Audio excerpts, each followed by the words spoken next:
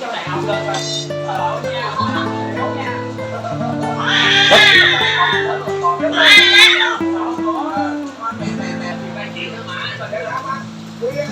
này đó.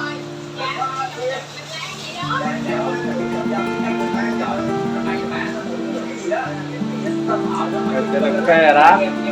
Lên gì? Tăng động á.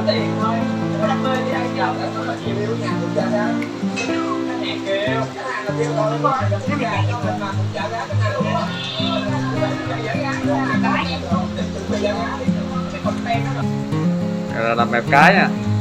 Cái đang gì được. Đó, làm gì kỳ vậy? Nó bị nào được đập cái sao kỳ vậy?